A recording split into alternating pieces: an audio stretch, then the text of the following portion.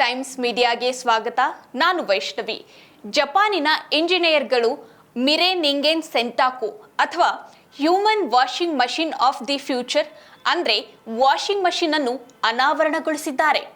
ಇದು ಸಂಪೂರ್ಣ ದೇಹ ಮತ್ತು ಮನಸ್ಸನ್ನು ಶುದ್ಧಿಗೊಳಿಸುತ್ತೆ.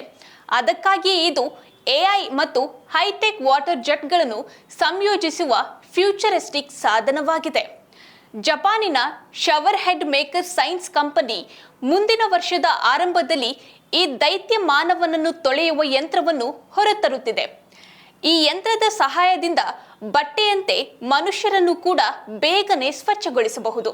ಫೈಟರ್ ಜೆಟ್ನ ಪಾಡ್ ಅಥವಾ ಕಾಕ್ಪಿಟ್ನಂತೆ ಕಾಣುವ ಫ್ಯೂಚರಿಸ್ಟಿಕ್ ಯಂತ್ರವನ್ನು ಏಪ್ರಿಲ್ 2025ರಲ್ಲಿ ಪ್ರಾರಂಭವಾಗುವ ಜಪಾನ್ನ ಒಸಾಕಾ ಕನ್ನೈ ಎಕ್ಸ್ಪೋದಲ್ಲಿ ಪ್ರದರ್ಶಿಸಲಾಗುವುದು. ಅಲ್ಲಿ 1000 ಅತಿಥಿಗಳು ಇದನ್ನು ಪ್ರಯತ್ನಿಸುತ್ತಾರೆ ಎಂದು ಜಪಾನಿನ ಪತ್ರಿಕೆ ಅಸಾಹಿ ಶಿಂಬುನ್ನಲ್ಲಿ ವರದಿಯಾಗಿದೆ. ಈ ಯಂತ್ರದ ವಿಶೇಷತೆ ಏನೆಂದರೆ ಕೇವಲ 15 ನಿಮಿಷಗಳಲ್ಲಿ ವಾಶ್ ಮತ್ತು ಡ್ರೈ ಅನ್ನು ಪೂರ್ಣಗೊಳಿಸುತ್ತೆ. ಅಂದ್ರೆ ಅದು ಯಾವುದೇ ವ್ಯಕ್ತಿಯನ್ನು 15 ನಿಮಿಷಗಳಲ್ಲಿ ಸ್ನಾನ ಮಾಡಿಸಿ ಒಣಗಿಸುತ್ತೆ. ಈ ವಿಭಿನ್ನ ವಾಷಿಂಗ್ ಮಷಿನ್ ಮನುಷ್ಯರನ್ನು ದೈಹಿಕ ಮತ್ತು ಭಾವನಾತ್ಮಕವಾಗಿ ಅಂದ್ರೆ ಮನಸ್ಸನ್ನು ಸ್ವಚ್ಛಗೊಳಿಸುತ್ತೆ.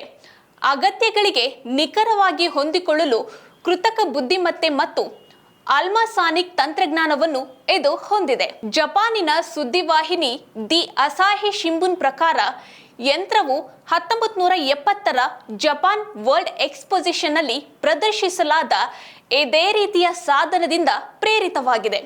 ಮೂಲತಃ ತೊಳೆಯುವ ಯಂತ್ರವು ಬಿಸಿನೀರು ಮತ್ತು ಸೂಕ್ಷ್ಮ ಬಬಲ್ಗಳನ್ನು ಬಳಸಿದೆ ಹಾಗೂ ಪ್ಲಾಸ್ಟಿಕ್ ಮಸಾಜ್ ಬಾಲ್ಗಳನ್ನು ಒಳಗೊಂಡಿತ್ತು. ಸದ್ಯ ಈ ಹ್ಯೂಮನ್ ವಾಷಿಂಗ್ ಮಷಿನ್ ಎಂದಿಗೂ ವಾಣಿಜ್ಯವಾಗಿ ಬಿಡುಗಡೆಯಾಗಲಿಲ್ಲ. ಆದರೆ ವಿಶ್ವ ಪ್ರದರ್ಶನದಲ್ಲಿ ಅತ್ಯಾಕರ್ಷಕ ಹೊಸ ಯಂತ್ರವಾಗಿ ಎಲ್ಲರ ಗಮನವನ್ನು ಸೆಳೆಯಿತು. ಈ ಸಾಧನವು ಸಾರ್ವಜನಿಕ ಖರೀದಿಗೆ ಯಾವಾಗ ಲಭ್ಯವಿರಬಹುದು ಅಥವಾ ಎಷ್ಟು ವೆಚ್ಚವಾಗಬಹುದು ಎಂಬುದನ್ನು ಇನ್ನೂ ದೃಢಪಡಿಸಿಲ್ಲ. ಈ ಮಾಹಿತಿ ನಿಮಗೆ ಇಷ್ಟವಾಗಿದ್ದಲ್ಲಿ ಲೈಕ್ ಮಾಡಿ, ಹಾಗೆ NCIB ಟೈಮ್ಸ್ ಮೀಡಿಯಾನ ಸಬ್ಸ್ಕ್ರೈಬ್ ಮಾಡಿ.